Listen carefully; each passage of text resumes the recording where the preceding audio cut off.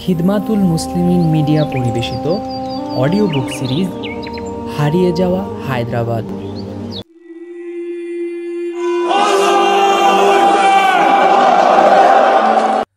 হায়দ্রাবাদ সম্পর্কে লিখতে গিয়ে আবারও মনে পড়ল গালিবের কবিতা, না গুলে নগমা হু না পর্দা সাজ, मैं हूँ अपनी शिकस्त की आवाज। কবিতার ফুল নই, সেতারার পর্দা নই, আমি কেবল একটি আওয়াজ, পরাজয়ে ভেঙে পড়ার আওয়াজ। শুধু যে পরাজয়ে ভেঙে পড়ার আওয়াজ তাই নয়, মৌনতার আবরণে ঢাকা একটি গোরস্থানের নিভে যাওয়া প্রদীপ হল হায়দ্রাবাদ। যে কোহিনূর হীরকখণ্ড নিয়ে পৃথিবী জুড়ে তুলকালাম 1857 সালে দিল্লি লুণ্ঠনের সময় যে পৃথিবীর জ্যোতিকে লুট করে নিয়ে গেছে সাদা চামড়ার ঔপনিবেশিক ব্রিটিশরা, সেই কোহিনূরের জন্মভূমি হায়দ্রাবাদ। গোদাবরী, কৃষ্ণা, তুঙ্গভদ্রা, পূর্ণা, ভীমা, পেনগঙ্গা, ওয়ার্ধা, মুশি, প্রাণহিতার মতো নদী যে হায়দ্রাবাদকে করেছে সুজলা সুফলা, সে হায়দ্রাবাদে আছে ইতিহাসখ্যাত অজন্তা ইলোরা গুহা। আওরঙ্গাবাদ, ওসমানাবাদ, গোলকুন্ডা, গুলবার্গা, রায়চুর, পারেন্দা, সুদগল প্রভৃতি দুর্গ হায়দ্রাবাদকে দিয়েছিল ঐশ্বর্য। আবার হীরক, স্বর্ণ, লৌহ, কয়লা ও অভ্রের খনি হায়দ্রাবাদকে করেছিল সমৃদ্ধ। পাশাপাশি মক্কা মসজিদ, চার মিনার যে রাষ্ট্রকে দিয়েছিল আভিজাত্য, সে হায়দ্রাবাদ এখন এক নিঝুম গোরস্থান, এক নিভে যাওয়া প্রদীপ। আজকের নব্য ভারতীয়দের প্রচণ্ড কোলাহলের নিচে চাপা পড়ে গেছে হায়দ্রাবাদের প্রাণ। সব কিছুই এখন স্মৃতি, ধূসর স্মৃতি। হায়দ্রাবাদের আয়তন ছিল 82,698 বর্গমাইল। হায়দ্রাবাদের উত্তরে ছিল ভারতের মধ্যপ্রদেশ, উত্তর পশ্চিমে মহারাষ্ট্র, দক্ষিণে কৃষ্ণা তুঙ্গভদ্রা নদী, পশ্চিমে আহমদনগর, বিজাপুর, পূর্বে ছিল তামিলনাড়ু। এই সীমানা ও আয়তন 1948 সালের 18 সেপ্টেম্বর হায়দ্রাবাদের পতনের সময়কার। অতীতের হায়দ্রাবাদ ছিল আরও বড় একটি দেশ। দাক্ষিণাত্যের এই দেশটির ইতিহাসও অনেক প্রাচীন। প্রাগৈতিহাসিক যুগের দ্রাবিড় সভ্যতা এই রাষ্ট্রেরই পূর্বাঞ্চল সহ সমগ্র দক্ষিণ ভারতে ব্যাপ্ত ছিল। আজকের তেলুগু ভাষীরা সেই দ্রাবিড়দেরই উত্তর পুরুষ। রাশিয়ায় যেমন জার, রোমে যেমন শাসককে বলা হতো সিজার, সেই রকম হায়দ্রাবাদের শাসকদের উপাধি ছিল নিজাম। হায়দ্রাবাদ এবং নিজামশাহী আমল একই ইতিহাসের এপিঠ ওপিঠ। মুঘল সম্রাট আওরঙ্গজেবের কৃতি সেনাপতি ছিলেন মীর কমর উদ্দিন খান আসফজাহ। 1713 সালে আওরঙ্গজেব তাকে নিজাম উল মুল্ক উপাধি দিয়ে দাক্ষিণাত্যের সুবেদার হিসেবে নিযুক্ত করে পাঠান। তারপর আওরঙ্গজেবের পর নানা উত্থান পতনের ভেতর দিয়ে 1724 সালে এই দক্ষিণাত্যেই স্বাধীন সার্বভৌম হায়দ্রাবাদ রাষ্ট্রের পতন করেন আফসজাহ। শুরু হয় আফসজাহ বংশের নিজামদের শাসন।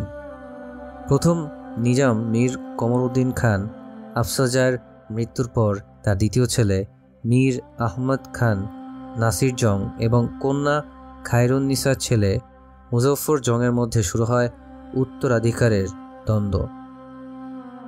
হায়দ্রাবাদের সিংহাসন নিয়ে এই দ্বন্দ্বে জড়িয়ে পড়ে বহিরাগত ইউরোপীয় বণিকরা। ইংরেজ বণিকরা নাসির জংয়ের পক্ষে এবং ফরাসিরা মুজফ্ফর জংয়ের পক্ষ নেয়।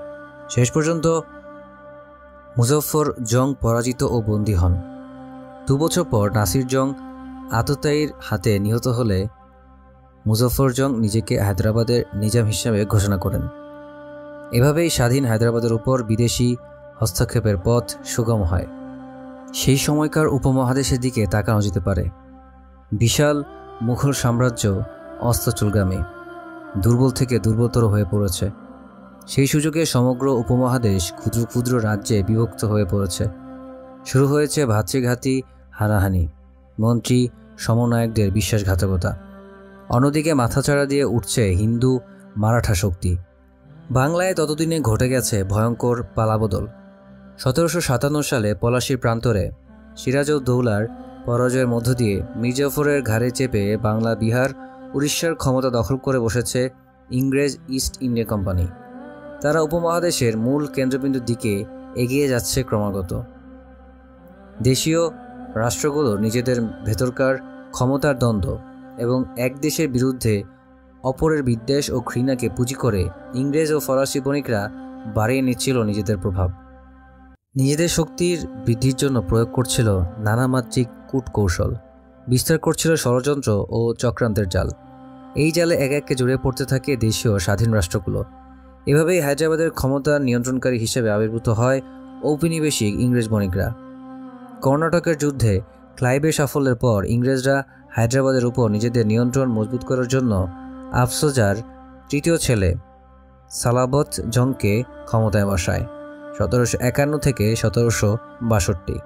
কিছুদিন পর তাকে সিংহাসনচ্যুত করে চতুর্থ ছেলে নিজাম আলী খানকে হায়দ্রাবাদের নিজাম করে 1762 থেকে 1803।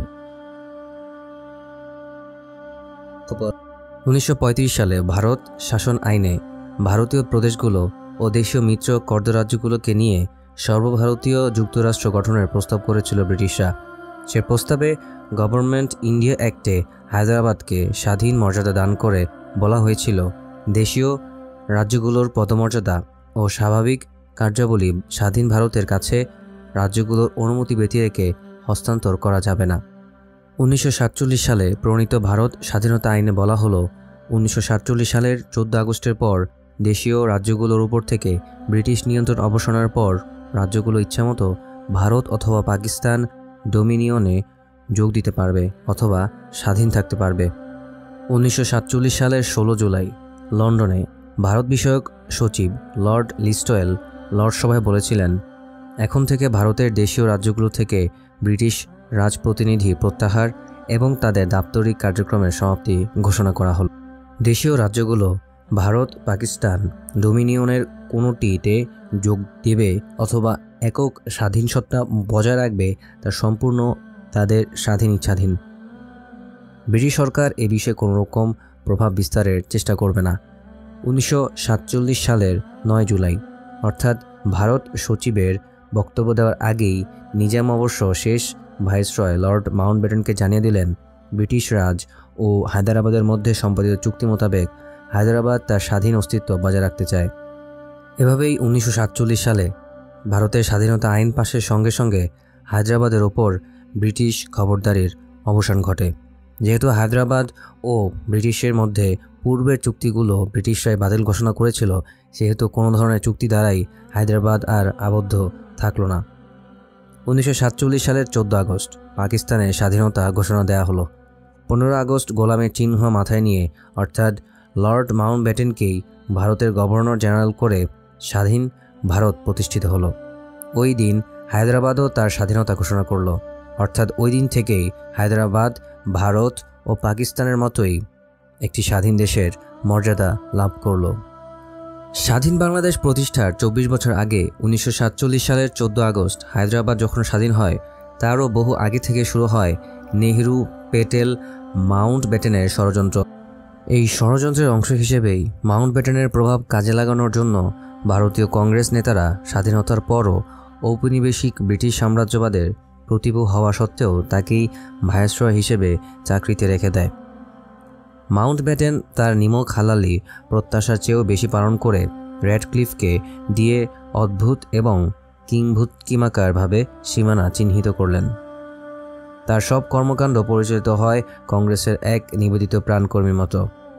1947 সালে ভারত স্বাধীনতা আইনে বলা হয়েছিল, দেশীয় তথা কর্দমিত্র রাজ্যগুলো ব্রিটিশ শাসন অবসানের পর নিজ নিজ ইচ্ছেমতো ভারত অথবা পাকিস্তানে যোগ দিতে পারবে অথবা স্বাধীন থাকতে পারবে। কিন্তু কংগ্রেস এবং মাউন্টব্যাটেনের চক্রান্তের ফলে এই আইন কার্যকর হতে পারেনি। কংগ্রেস নেতারা দেশীয় রাজ্যগুলোকে ভারতের মধ্যে ঢোকানোর জন্য মরিয়া হয়ে ওঠে। তারা দেশীয় রাজ্য আত্মীকরণের জন্য একটি বিশেষ বিভাগ চালু করলেন, যার প্রধান হন সর্দার বল্লভভাই প্যাটেলের মতো সাম্প্রদায়িক ব্যক্তি, আর সেক্রেটারি করা হয় ভিপি মেননের মতো ধুরন্ধর কূটনৈতিককে। প্যাটেল বুঝে গিয়েছিলেন ব্রিটিশ শাসনের অবসান হওয়ার পর দেশীয় রাজ্যগুলো আপনা আপনি স্বাধীন হয়ে যাবে, তখন তাদের ভারতভুক্তি যথেষ্ট ঝুঁকিপূর্ণ হতে পারে। সেজন্য ব্রিটিশ শাসনের অবসানের আগেই এই রাজ্যগুলোর গলা টিপে ধরতে হবে, বাধ্য করতে হবে ভারতভুক্তির। এই কাজে মাউন্টব্যাটেন হয়ে ওঠেন কংগ্রেসের তুরুপের তাস।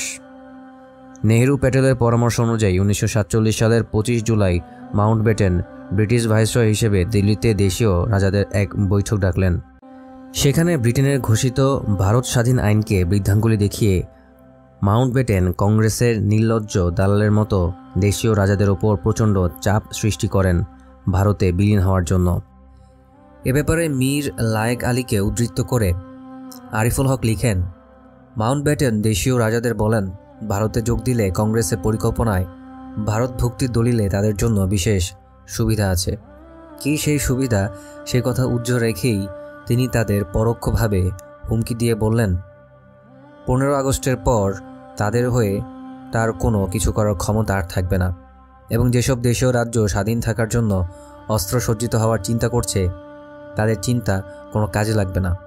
তিনি আরও বললেন, দেশীয় রাজারা যদি ভারত ভক্তির দলিলে স্বাক্ষর করেন তবে ভবিষ্যতে তাদের পদবি সম্মান যাতে অক্ষুণ্ণ থাকে সেই জন্য তিনি কংগ্রেসকে রাজি করাবেন। ভাইসরয়ের সেদিনের আশ্বাস যে কত বড় মিথ্যা ছিল, পরবর্তী সময়ে ভারতের পেটে দেশীয় রাজ্যগুলোর অবলুপ্তি তার সাক্ষ্য বহন করে। কংগ্রেস ও মাউন্টব্যাটেনের এই কূটনৈতিক ভয়ঙ্কর অনুরোধ এবং ভয়াবহতম চাপ সেদিন অভূতপূর্ব সাফল্য এনে দিয়েছিল। দেশীয় রাজ্যগুলোর অধিকাংশ 15 আগস্টের আগে ভারত ভক্তি দলিলে স্বাক্ষর দিতে বাধ্য হয়েছিল।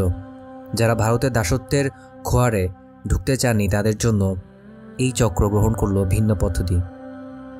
তাদের রাজ্যে কংগ্রেসের নানা গোপন সংস্থাকে গোলযোগ সৃষ্টির কাজে লেলিয়ে দেওয়া হলো।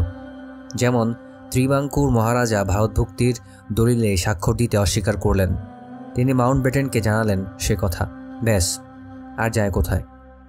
মহারাজা দিল্লি থেকে কোচিনে পৌঁছানোর আগেই তার রাজ্যের কংগ্রেসের গোপন সন্ত্রাসী সংস্থাগুলো সদন্তে নেমে এলো রাস্তায়। তারা পুলিশের সঙ্গে মুখোমুখি সংঘর্ষে লিপ্ত হলো। লুটতরাজ, অগ্নিসংযোগ, হত্যাকাণ্ড, গুলি, বোমা ইত্যাদির মাধ্যমে কোচিনে সৃষ্টি করা হলো এক শ্বাসরুদ্ধকর নৈরাজ্যকর পরিস্থিতি নিয়ন্ত্রণে ত্রিবাঙ্কুরের মহারাজা মাউন্টব্যাটেনের সাহায্য চাইলেন। কংগ্রেসের বংশোদ্ভূত ব্যাটেন তাকে ভারতের কাছে আত্মসমর্পণের জন্য চাপ দিলে অনেকটা অসহায় হয়েই মহারাজা ভারত ভক্তি দলিলে স্বাক্ষর করে স্বাধীনতা হারালেন। কংগ্রেসের পরবর্তী শিকার হয় যোধপুর ছিল ভারত ও পাকিস্তানের সীমান্তবর্তী রাজ্য। এর মহারাজা ছিলেন কংগ্রেসের প্রতি ভয়ানক ভীতশ্রদ্ধ। তিনি চেয়েছিলেন পাকিস্তানে যোগদান করতে। তার ইচ্ছা প্রকাশিত হওয়ার সঙ্গে সঙ্গে ডিপি মেনন তাকে প্রতারণার মাধ্যমে মিথ্যা কথা বলে নিয়ে যান মাউন্টব্যাটেনের সামনে। মাউন্টব্যাটেন তাকে এমনভাবে ভীতি প্রদর্শন করেন যে ভীতসন্ত্রস্ত হতবিহ্বল মহারাজা বাধ্য হয়ে ভারতের কাছে ধরা দেন। দেশীয় রাজ্য ভোপালের ভারত ভক্তিও নেহেরু ব্যাটনের অন্যতম ষড়যন্ত্রের ফল। এখানেও ত্রিবাঙ্কুরের পরিস্থিতি সৃষ্টি করে কংগ্রেসের সশস্ত্র স্বেচ্ছাসেবকরা রাজ্য জুড়ে সৃষ্টি করে নৈরাজ্য, লিপ্ত হয় ধ্বংসাত্মক কাজে। পাশাপাশি নেহেরু, প্যাটেল ও মাউন্টব্যাটেন ভোপালের নবাবের ওপর সৃষ্টি করে প্রচণ্ড চাপ, দেয়া হতে থাকে হুমকি। ফলে ভোপালের নবাবও তার রাজ্যের স্বাধীনতা তুলে দেন ভারতের হাতে। এভাবে দেখা যায় 1947 সালের 15 আগস্টের মধ্যে হায়দ্রাবাদ, জুনাগড় ও কাশ্মীর ছাড়া সব রাজ্যই ভারতের পদতলে তাদের স্বাধীনতা বিসর্জন দিতে বাধ্য হয়েছিল। মাউন্টব্যাটেনের এই অপকর্ম ব্রিটিশ সরকার তাকিয়ে তাকিয়ে দেখেছে, প্রতিকারের জন্য এগিয়ে আসেনি। 1947 সালের 15 আগস্টের পর হায়দ্রাবাদ, জুনাগড় ও কাশ্মীর এই 3টি বেয়ারা রাজ্য কীভাবে উদ্ধ্বস্ত করা যায় তার জন্য নতুনভাবে কোমর বেঁধে নামে ভারত। মাউন্টব্যাটেনের নেতৃত্বে আটতে থাকে নানা ফন্দি ফিকির, বিছাতে থাকে নানা চক্রান্তের জাল। এই জালে তারা প্রথম জড়িয়ে ফেলে জুনাগড়কে। জুনাগড়ের অবস্থান ছিল বাংলাদেশের মতো, 3 দিক ছিল ভারত বেষ্টিত। একদিক ছিল আরব সাগর। 1947 সালের 15 আগস্ট জুনাগড়ের নবাব পাকিস্তানের যোগদানের কথা ঘোষণা করার সঙ্গে সঙ্গে রাজ্য জুড়ে কংগ্রেস শুরু করে ধুন্ধুমার কাণ্ড। আইনশৃঙ্খলা পরিস্থিতির মারাত্মক অবনতি ঘটনা হয়। নবাব ও সরকার যখন রাজ্যের অভ্যন্তরীণ গোলযোগ সামলাতে ব্যস্ত, সেই সময় বিনা মেঘে বজ্রপাতের মতো ভারতীয় সৈন্যরা ঘেরাও করে ফেলে জুনাগড়। 1947 সালের নভেম্বর মাসে নবাবের প্রতিরোধ ব্যবস্থা ভেঙে গুড়িয়ে তারা প্রবেশ করে জুনাগড়ে, দখল করে নেয় দেশটি। জুনাগড় দখলের সময় নেহেরু, প্যাটেল, ব্যাটেন চক্র অজুহাত দেখিয়েছিল জুনাগড়ের বেশিরভাগ জনগণ হিন্দু, তারা পাকিস্তানে নয় ভারতে যোগদানের পক্ষে। সেজন্যই সামরিক অভিযান চালানো হয়েছে। কাশ্মীরের বেলায় ভারত প্রদর্শন করে উল্টো যুক্তি, বলে কাশ্মীরের জনগণ মুসলমান হতে পারে, তাতে কিছু যায় আসে না। কাশ্মীরের মহারাজা হিন্দু, তিনি ভারত ভক্তি চান। সবশেষে ভারতীয় আগ্রাসনের শিকার হয় স্বাধীন সার্বভৌম হায়দরাবাদ। 1948 সালের জুলাই মাসে নেহেরু স্বাধীন ভারতের প্রথম প্রধানমন্ত্রী চুক্তি ও যুক্তিকে থোড়ায় কেয়ার করে অত্যন্ত দম্ভের সঙ্গে ঘোষণা করেন, যখন প্রয়োজন মনে করব হায়দরাবাদের বিরুদ্ধে সেনা অভিযান শুরু করব। নেহরুর এই দাম্ভিক আগ্রাসী ও সাম্রাজ্যবাদী উক্তি সম্পর্কে 1948 সালের 30 জুলাই ব্রিটিশ কনজারভেটিভ পার্টির নেতা সাবেক প্রধানমন্ত্রী উইনস্টন চার্চিল হাউস অব কমন্সে বলেন, নেহরুর ভীতি প্রদর্শনের ভাষা অনেকটা হিটলারের ভাষার অনুরূপ, যা তিনি অস্ট্রিয়া ধ্বংসের সময় ব্যবহার করেছিলেন। তিনি ব্রিটিশ সরকারের দৃষ্টি আকর্ষণ করে অভিমত দেন, তার পবিত্র দায়িত্ব এবং কর্তব্য হচ্ছে যেসব রাজ্যকে সার্বভৌম মর্যাদা দান করা হয়েছে সেগুলোকে গ্রাস করা, শ্বাসরুদ্ধ করা ও অনাহারে রেখে শক্তিহীন করে গ্রাস করার অপচেষ্টাকে ব্রিটিশ সরকার যেন অনুমোদন না দেয়। চার্চিলের এই আহ্বানে সেদিন গা লাগায়নি ব্রিটিশ সরকার, কারণ তাদের কাছে হায়দরাবাদের চাইতে বৃহৎ ভারতের গুরুত্ব বেশি ছিল। ব্রিটিশ সরকারের সে সময়কার দৃষ্টিভঙ্গি ছিল না দেখার ভান করে থাকা, ভারতকে যা খুশি তা করার জন্য মৌকা দেওয়া। এ মৌকা ভারত যথার্থ অর্থেই কাজে লাগায়। ব্রিটিশ সরকারের ভূমিকার পাশাপাশি বাদবাকি বিশ্বও ছিল হায়দ্রাবাদ সম্পর্কে সম্পূর্ণ উদাসীন। মুসলিম দেশগুলো তো বটেই, এমনকি পাকিস্তান পর্যন্ত ভারতের হায়দ্রাবাদ দখল চক্রান্ত দেখেও আশানুরূপ সাড়া দেয়নি। হায়দ্রাবাদের মানুষ এর পাশে দাঁড়ায়নি। এই নিষ্ক্রিয় ভূমিকাই ভারতের জন্য সোনায় সোহাগা হয়ে দাঁড়ায়, আর হায়দ্রাবাদ এর জন্য হয়ে দাঁড়ায় কাল। ভারত বেষ্টিত হায়দ্রাবাদের অস্তিত্ব নেহেরু, প্যাটেল ও ব্যাটেনের জন্য গাত্রদায়ের কারণ ছিল অনেক আগে থেকেই। এবার সেই জ্বালা নির্বাপনের জন্য তার সামগ্রিকভাবে সব দিক থেকে হায়দ্রাবাদের উপর আগ্রাসন চালানোর জন্য প্রস্তুতি গ্রহণ করে, প্রণয়ন করে পরিকল্পনা। সেই পরিকল্পনা অংশ হিসেবে হায়দ্রাবাদের রাজনীতিকে কলুষিত করার কাজ শুরু হয়। সামরিক বাহিনীর অভ্যন্তরে দালাল তৈরির কাজে হাত দেওয়া হয়। শিক্ষাঙ্গন, সাংস্কৃতিক জগৎ, বুদ্ধিজীবী ও ব্যবসায়ীদের মধ্যে সৃষ্টি করা হতে থাকে অনুগত লোকজন। সক্রিয় করা হয় কংগ্রেস, স্বেচ্ছাসেবকদের। বিভিন্ন হিন্দুত্ববাদী সন্ত্রাসী সংগঠনকে উস্কে দেওয়া হয় নৈরাজ্যকর ও ধ্বংসাত্মক কাজে। ত্রিবাঙ্কুর, যোধপুর, ভোপাল, জুনাগড় দখলের পর থেকেই ভারতীয়দের প্রধান ও একমাত্র টার্গেট হয়ে পড়ে হায়দ্রাবাদ। এই জন্য হায়দ্রাবাদে বন্ধু ও অনুগত সেবাদাস তৈরির কাজে মন দেয় ভারত। রাজনীতিবিদ, বুদ্ধিবৃত্তিক মহল, সাংস্কৃতিক অঙ্গন, ব্যবসায়ী, আমলা ও সেনাবাহিনীর মধ্যে অর্থ, বিত্ত, পদক, স্কলারশিপ, পুরস্কার বিতরণ, ভালো পোস্টিংয়ের ব্যবস্থা ও পদোন্নয়নের মাধ্যমে তারা তৈরি করতে থাকে নিজেদের লোক। এই লোকরাই দেশপ্রেমের ভান করে গণমাধ্যমের বদৌলতে রাতারাতি একজন স্টারে পরিণত হয়। আর যারা সত্যিকারের দেশপ্রেমিক ছিল তাদের বাজে লোক বানিয়ে নানান কেচ্ছা কাহিনী ছড়িয়ে ঠেলে দেওয়া হয় পেছনের দিকে। তৈরি হতে থাকে ভারতীয় সামরিক আগ্রাসনের ক্ষেত্র। হায়দ্রাবাদের আত্মপ্রতিরোধ ক্ষমতাকে ভেতর থেকে ভঙ্গুর করে দেওয়ার জন্য হাজার হাজার সাংস্কৃতিক সংগঠনেরও জন্ম দেয় ভারত। যেভাবে এখন বাংলাদেশের ভেতর গজিয়ে উঠছে নানান ধরনের বাহারি বর্ণাঢ্য সংগঠন, গণমাধ্যম, গ্যালারি, ফাউন্ডেশন। হায়দ্রাবাদের দুর্ভাগ্য, তার জনগোষ্ঠীর বেশিরভাগ ছিল হিন্দু। সাধারণ হিন্দু জনতা হয়তো হায়দ্রাবাদের স্বাধীনতা, সার্বভৌমের প্রতি মমত্বশীল ছিল, কিন্তু তাদের যেসব সংগঠন ছিল তার প্রায় পুরো নেতৃত্বই প্রকাশ্যে ও অপ্রকাশ্যে ছিল ভারতের বিশুদ্ধ দালাল। এই দালালদের বিষয়ে হায়দ্রাবাদ সরকারের কাছে বিস্তর অভিযোগ ছিল দেশের অভ্যন্তরে নাশকতামূলক কাজ চালানোর, কিন্তু প্রত্যক্ষ প্রমাণের অভাব, গণমাধ্যমের ঢালাও আনুকূল্য লাভ, ভারতীয় চাপের কারণে তাদের বিরুদ্ধে উপযুক্ত ব্যবস্থা নিতে ব্যর্থ হয় হায়দ্রাবাদ সরকার। তো হায়দ্রাবাদের প্রতিটি হিন্দু সংগঠনের মূল বৈশিষ্ট্য ছিল তারা সবাই ছিল আসলে ভারতের কোনো না কোনো সংগঠনের শাখা। তাদের কার্যক্রমও ছিল না মাতৃভূমির কল্যাণ ও মঙ্গলের সাথে সংযুক্ত। তারা ভারতে অবস্থিত মূল সংগঠনের আদেশ নির্দেশ ও প্রণীত কর্মসূচি দ্বারা পরিচালিত হতো। তাদের জন্য সীমান্তের ওপারে থেকে আসত বস্তা বস্তা টাকা। আগাগোড়ায় স্বাধীন হায়দ্রাবাদ ছিল সাম্প্রদায়িক সম্প্রীতির দেশ। হায়দ্রাবাদের হিন্দু মুসলিম শতাব্দীর পর শতাব্দী ধরে সম্প্রীতির সঙ্গে শান্তিপূর্ণভাবে পাশাপাশি ভাইয়ের মতো বন্ধুর মতো বসবাস করে আসছিল। রাষ্ট্র কখনোই কারো ব্যক্তিগত ধর্মাচরণের পথে বাধা হয়ে দাঁড়ায়নি, বরং ঈদ, মহরম, লামলীলা, গণেশ উৎসব ইত্যাদি ধর্মীয় উৎসবে দু ধর্মের লোক সমান আগ্রহে অংশ নিয়ে আনন্দকে সর্বজনীনতা দান করেছে। এবার সেই সাম্প্রদায়িক সম্প্রীতি ধ্বংসের দিকে হাত বাড়ালো হায়দ্রাবাদের ভারতীয় অনুগত নেতারা। হায়দ্রাবাদকে ঘিরে থাকা 3টি রাজ্যেই 1946 সালের নির্বাচনে সরকার গঠন করে কংগ্রেস। ব্রিটিশরা তখনও মাথার ওপর। তারপরও এই 3টি সরকার হায়দ্রাবাদের অভ্যন্তরে অস্থিরতা সৃষ্টির কাজে নিয়োগ করে সর্বশক্তি। প্রথমেই তারা প্রয়োগ করে সত্যাগ্রহ নামক গান্ধীবাজি অস্ত্র। হায়দ্রাবাদের কংগ্রেস, হিন্দু মহাসভা, RSS ও আর্য সমাজিগণ সত্যাগ্রহ সফল করার জন্য কোমর বেঁধে নেমে পড়ে মাঠে। যেহেতু তাদের হাতে সত্যাগ্রহ সফল করার মতো পর্যাপ্ত স্বেচ্ছাসেবক ছিল না, হয়তো হায়দ্রাবাদের সাধারণ হিন্দু জনগণ এইসব হঠকারী ও ধ্বংসাত্মক কাজে অংশ নিতে অনীহা প্রকাশ করে। সেই জন্য বিকল্প ব্যবস্থা গ্রহণ করে ভারত, সরাসরি হস্তক্ষেপ করে ভারতীয় সংগঠনগুলো।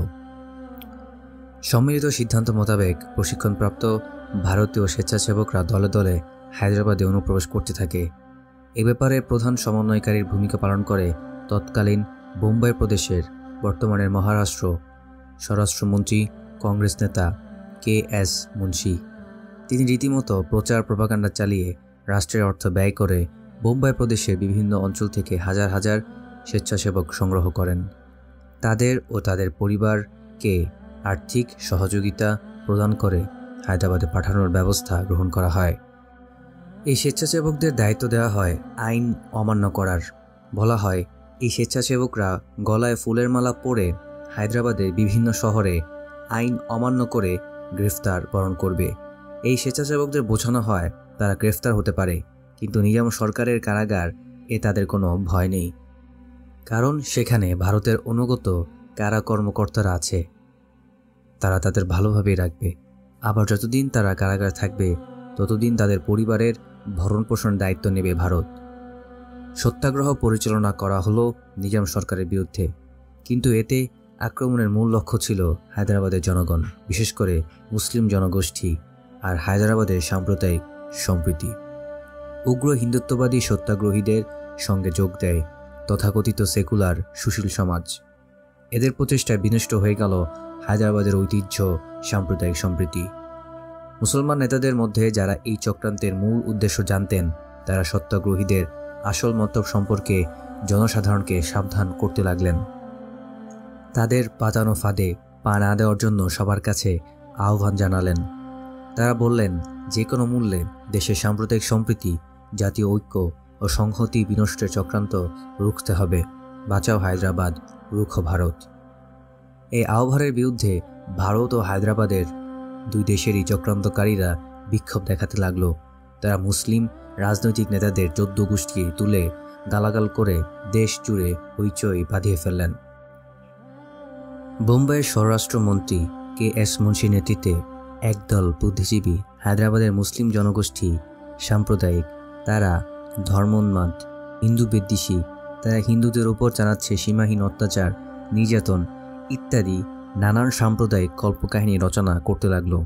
বাংলাদেশে হিন্দু, বৌদ্ধ, খ্রিস্টান ঐক্য পরিষদের এক শ্রেণীর নেতা ও কিছু ভারতীয় বুদ্ধিজীবী বাংলাদেশের জনগণের উপর সাম্প্রদায়িক লেভেল সাটানোর জন্য গত কয়েক দশক ধরে যেভাবে কাজ করে যাচ্ছে, অনেকটা সেভাবেই দেশ বিদেশে প্রচারণার ঝড় বইয়ে দেওয়া হলো। এমন কায়দা করে হিন্দু জনতার উপর মুসলমানদের অত্যাচার নির্যাতনের কল্পকাহিনী প্রণীত হতে থাকলো যে সত্য ঘটনা চাপা পড়ে গেল। হায়দ্রাবাদের মুসলিম জনগোষ্ঠী সাম্প্রদায়িক, সেটাই বড় হয়ে দেখা দিল। এই সাম্প্রদায়িক বানানোর প্রক্রিয়াকে আরও তীব্র ও বেগমান করার জন্য এগিয়ে এলেন হায়দ্রাবাদের কংগ্রেস নেতা স্বামী রামানন্দ তীর্থ। তিনি প্রচার শুরু করলেন হায়দ্রাবাদের সরকার ও মুসলিম জনগোষ্ঠী পুরোপুরি সাম্প্রদায়িক হয়ে গেছে। এ অবস্থায় হায়দ্রাবাদের হিন্দু জনগণ নিরাপত্তাহীনতায় ভুগছে। মুসলমানরা হিন্দুদের ঘরবাড়ি, জমিজমা, সহায় সম্পত্তি কেড়ে নিচ্ছে, তাদের মা বোনের ইজ্জত কেড়ে নিচ্ছে। প্রতিনিয়ত দাঙ্গার শিকার হয়ে নিঃস্ব থেকে নিঃস্ব হয়ে যাচ্ছে হিন্দুরা, অথচ তারাই হায়দ্রাবাদের সংখ্যাগরিষ্ঠ জনগোষ্ঠী। এই জুলুম নির্যাতন মেনে নেওয়া যায় না। এর বিরুদ্ধে হিন্দুদের রুখে দাঁড়াতে হবে। স্বাধীন হায়দ্রাবাদ হিন্দুদের জন্য নরকে পরিণত হয়েছে। এই জুলুম নির্যাতন থেকে বাঁচার জন্য হায়দ্রাবাদের স্বাধীন অস্তিত্বের বিলোপ প্রয়োজন। হায়দ্রাবাদকে ভারতভুক্ত করতে হবে। শুধু ভারতভুক্তির মাধ্যমেই হায়দ্রাবাদের হিন্দু জনগণ বাঁচতে পারে। হায়দ্রাবাদে প্রতিষ্ঠিত হতে পারে শান্তি। হিন্দুত্ববাদকে সামনে নিয়ে সেজন্য স্বামী রামানন্দ হায়দ্রাবাদের ভারতভুক্তির দাবিতে শুরু করলেন আইন অমান্য আন্দোলন। দেশ জুড়ে সৃষ্টি হলো ভয়ানক অরাজক পরিস্থিতি। অনেকে হায়দ্রাবাদ ছেড়ে ভারতে আশ্রয় নিলে গঠন করলেন অ্যাকশন কমিটি। এই অ্যাকশন কমিটির নেতৃত্বে ভারতের হাজার হাজার উগ্র হিন্দুবাদী সন্ত্রাসী সীমান্ত অতিক্রম করে ঢুকতে শুরু করলো হায়দ্রাবাদে। তারা শুরু করলো ব্যাপক লুটতরাজ। মুসলমানদের উপর চালানো হলো ভয়ঙ্কর নিষ্পেষণ। শত শত মুসলমান নিহত হলো এদের হাতে। লুটপাট, অগ্নিসংযোগের মাধ্যমে হায়দ্রাবাদ জুড়ে শুরু হলো ভয়াবহ বিশৃঙ্খলা। এই অ্যাকশন কমিটির সন্ত্রাস ঠেকাতে হায়দ্রাবাদ সরকার গ্রহণ করল প্রতিরোধমূলক ব্যবস্থা। সন্ত্রাসীরা পুলিশ ও সীমান্তরক্ষী বাহিনীর সঙ্গে খণ্ডযুদ্ধে লিপ্ত হল। আরিফুল হক এই ঘটনার তুলনা করেছেন বাংলাদেশের পার্বত্য চট্টগ্রামে তথাকথিত শান্তি বাহিনীর সন্ত্রাসী হামলা ও দখল কর্মকাণ্ডের সঙ্গে। স্বাধীন রামানন্দের এই আইন অমান্য আন্দোলনে হায়দ্রাবাদের ক্ষয়ক্ষতি হয় বিপুল। 1948 সালের 29 নভেম্বর ভারতের টাইমস অফ ইন্ডিয়া পত্রিকায় লেখা হয়, বিদ্রোহীরা হায়দ্রাবাদের 125টি পুলিশ ফাঁড়ির উপর আক্রমণ করেছে, 120টি স্থানে উপড়ে ফেলেছে রেল লাইন, 615টি কাস্টমস ও পুলিশ ঘাঁটি ধ্বংস করেছে। দেশ ও জাতির সেই চরম সংকটকালে হায়দ্রাবাদের মুসলিমরা চিন্তিত হয়ে পড়ে। আসলে হিন্দুত্ববাদী সংগঠনগুলোর কার্যকলাপ এমন পর্যায়ে পৌঁছে গিয়েছিল যে দেশের স্বাধীনতা, সার্বভৌমত্ব ও নিজেদের জানমাল রক্ষার জন্য তাদের সংগঠিত না হয়ে আর উপায় ছিল না। তারা 3টি বিষয়কে তাদের চিন্তার সঙ্গে সংযুক্ত করলেন। 1. দেশের স্বাধীনতার সার্বভৌম রক্ষার জন্য জাতীয় ঐক্য ও সংহতি গড়ে তোলা। 2. মুসলিম জনগোষ্ঠীর মধ্যে যে ভীতি ছড়িয়ে পড়েছে তা দূর করা। 3. হিন্দু সম্প্রদায় যেভাবে ভারতীয় হিন্দু মানসিকতায় ক্রমাগত আচ্ছন্ন হয়ে পড়েছে তা থেকে তাদেরকে বের করে এনে রাষ্ট্রের মূল চেতনার সঙ্গে সম্পৃক্ত করা। এই 3টি লক্ষ্যকে সামনে নিয়ে হায়দ্রাবাদের সর্বজন শ্রদ্ধেয় রাজনীতিবিদ বাহাদুর ইয়ার জংয়ের নেতৃত্বে গঠিত হল ইত্তেহাদুল মুসলিমিন বা মুসলিম ঐক্য। ইতিহাসে যা ইত্তেহাদ নামে পরিচিত হয়ে আছে। বাহাদুর ইয়ার জং ছিলেন অসাধারণ বাগ্মী এবং তীক্ষ্ণ বুদ্ধিসম্পন্ন বিচক্ষণ রাজনীতিবিদ। তিনি ইত্তেহাদকে অতি দ্রুত একটি বিশাল রাজনৈতিক দলে পরিণত করলেন। তারপর বাঁচাও হায়দ্রাবাদ, রুখো ভারত স্লোগানকে সামনে রেখে চষে বেড়াতে লাগলেন সারা দেশ। বিভিন্ন সভা, সেমিনার, র্যালি সহ নানাবিধ কর্মকাণ্ড নিয়ে দেশের এক প্রান্ত থেকে অন্য প্রান্তে দায়িত্বশীল অভিভাবকের মতো, রণাঙ্গনের বীর সেনাপতির মতো ছুটে বেড়াতে লাগলেন। বাহাদুর ইয়ার জংয়ের প্রগতিশীল নেতৃত্বে হায়দ্রাবাদের জনজীবনে দেখা দিল প্রাণ চাঞ্চল্য। যারা সাম্প্রদায়িক কর্মকাণ্ডে লিপ্ত হয়ে পড়েছিলেন তারা আবার সুস্থ স্বাভাবিক জীবনে ফিরে আসতে শুরু করলেন। যারা ধরেই নিয়েছিলেন স্বাধীন হায়দ্রাবাদের অস্তিত্ব বুঝিয়া রক্ষা করা গেল না, ভারতীয় আক্রমণ আসন্ন, তাদের আশাহীন, ভাষাহীন, দিশাহীন বুকে আবার জ্বলে উঠল আশার আলো। সব প্রকার হতাশা, ভয়, ভীতিকে উপেক্ষা করে তারা দলে দলে সমবেত হতে লাগলো ইত্তেহাদের পতাকা তলে। সাধারণ হিন্দু জনগণের মধ্যে লাগাম ছাড়া প্রচার, প্রোপাগান্ডার ফলে ভারত ও তাদের দালালদের সৃষ্ট যে ভারত আচ্ছন্নতা দেখা দিয়েছিল তাও কেটে যেতে শুরু করলো। বাহাদুর ইয়ার জং ঘোষণা করলেন, হায়দ্রাবাদ শুধু মুসলমানদের মাতৃভূমি নয়, হায়দ্রাবাদ শুধু হিন্দুদের মাতৃভূমি নয়, হায়দ্রাবাদ হিন্দু মুসলিম নির্বিশেষে সবার প্রাণের প্রিয় মাতৃভূমি। হায়দ্রাবাদের মানুষ হিন্দু নয়, তারা মুসলমান নয়, তারা সবাই হায়দ্রাবাদী। সেই হায়দ্রাবাদ আজ আক্রান্ত, তার স্বাধীন অস্তিত্ব আজ বিপন্ন। তাদের স্বাধীনতা কেড়ে নেওয়ার জন্য ভারত আর সর্বশক্তি নিয়ে চালাচ্ছে নানান জটিল কুটিল ষড়যন্ত্র। এরকম অবস্থায় ধর্ম, বর্ণ, গোত্র নির্বিশেষে সবাই ঐক্যবদ্ধ হন। এগিয়ে আসুন মাতৃভূমির রক্ষার জন্য। মাতৃভূমির স্বাধীনতা রক্ষার সংগ্রামে যদি আমাদের প্রাণ যায়, তাহলে আমরা শহীদের মর্যাদা পাব। দেশপ্রেম হলো ঈমানের অঙ্গ। সে ঈমান পরীক্ষার সময় আজ সমাগত। মনে রাখবেন, গোলামির চেয়ে শহীদি দরজা অনেক ঊর্ধ্বে। মাতৃভূমির স্বাধীনতা সংগ্রামের চেয়ে আর কোনো মূল্যবান জিনিস নেই এই পৃথিবীতে। যারা মাতৃভূমির স্বাধীনতার বিরুদ্ধে এখনও ষড়যন্ত্রকারীদের সহায়তা করছে, তারা অভিশপ্ত। তারা হিন্দুদের শত্রু, মুসলমানদের শত্রু, তারা হায়দ্রাবাদের শত্রু। এই শত্রুদের চিহ্নিত করে তাদের সৎ পথে এনে তাদের দেশ সেবায় লাগানোও আমাদের অন্যতম প্রধান কাজ। যারা সৎ পথে আসবে না, তাদের সমাজ থেকে বিচ্ছিন্ন করতে হবে, নিয়ন্ত্রণের মধ্যে নিয়ে আসতে হবে। কারণ এই ভারতীয় অনুচরদের মুক্তভাবে কর্মকাণ্ড চালাতে দেওয়ার অর্থই হবে হায়দ্রাবাদকে ভেতর থেকে বিপন্ন করে দেওয়া। দেশ ও জাতির চরম সংকটে সমাজের সব স্তরের মানুষের মধ্যে সৃষ্টি করতে হবে সীসা ঢালা জাতীয় সংহতি। এই সংহতি দিয়েই আমরা আগ্রাসনবাদী ভারতীয় উচ্চাভিলাষ ব্যর্থ করে দেব। বাহাদুর ইয়ারজংয়ের এই বক্তব্য সেদিন স্ফুলঙ্গের মতো ছড়িয়ে পড়ল দেশের এক প্রান্ত থেকে অপর প্রান্ত পর্যন্ত। দেশ জুড়ে দেখা দিল অভূতপূর্ব গণজাগরণ। যেখানেই বাহাদুর ইয়ারজংয়ের সভা সমাবেশ, সেখানেই ঢল নামতে থাকলো মানুষের। বহুদিন পর মানুষ যোগ্য এক নেতাকে পেয়ে আশ্বস্ত হলো, আনন্দিত হলো। হায়দ্রাবাদ রক্ষার শপথ নিয়ে তারা নেমে এলো রাজপথে। এইরকম টগবগে পরিস্থিতিতে বিনা মেঘে বজ্রপাতের মতো এলো সেই দুঃসংবাদ। আকস্মিকভাবে হায়দ্রাবাদে এক বন্ধুর বাসায় নৈশভোজে অংশ নিতে গিয়ে ইন্তেকাল করেছেন জননেতা বাহাদুর ইয়ারজং। বিপন্ন, বিস্ময়ে স্তম্ভিত হয়ে গেল হায়দ্রাবাদের মানুষ। সারা দেশ যেন শোকে পাথর হয়ে গিয়েছিল। অফিস আদালত, মিল কারখানা, বাণিজ্য প্রতিষ্ঠান, ঘরবাড়ি ছেড়ে রাস্তায় নেমে এলো লাখ লাখ শোকার্ত মানুষ। তাদের চোখে অশ্রু, কণ্ঠে বিলাপ ধ্বনি। হায়দ্রাবাদের ইতিহাসে সবচেয়ে বড় জানাজা অনুষ্ঠিত হয়েছিল বাহাদুর ইয়ারজংয়ের মৃত্যুতে। এ প্রসঙ্গে দ্য ট্র্যাজেডি অব হায়দ্রাবাদ গ্রন্থে মীর লায়েক আলী লিখেন, the funeral of Bahadur Yar Jung drew a crowd such as was never before witnessed in Hyderabad. There were people of all castes and creeds, and on both sides of the miles-long procession, the house ropes and windows were packed with spectators. Perhaps there was not the tiniest shop in the whole city that had remained open. There was sorrow all over. একটা প্রশ্ন আজও অমীমাংসিত। সত্যি সত্যি কি বাহাদুর ইয়ারজংয়ের স্বাভাবিক মৃত্যু হয়েছিল, নাকি ঠান্ডা মাথায় অত্যন্ত সুকৌশলে হায়দ্রাবাদের এই মহানায়ককে হত্যা করেছিল ভারত? পরে যা স্বাভাবিক মৃত্যু বলে চালিয়ে দেওয়া হয়েছিল, যেভাবে স্বাভাবিক দুর্ঘটনা বলে চালানো হয়েছিল সিকিমের চোগিয়ালের ছেলের মৃত্যুর ঘটনাকে, নাকি রাজা বীরেন্দ্র যেভাবে সপরিবারে নিহত হন, সেরকম কিছু আমরা জানি না।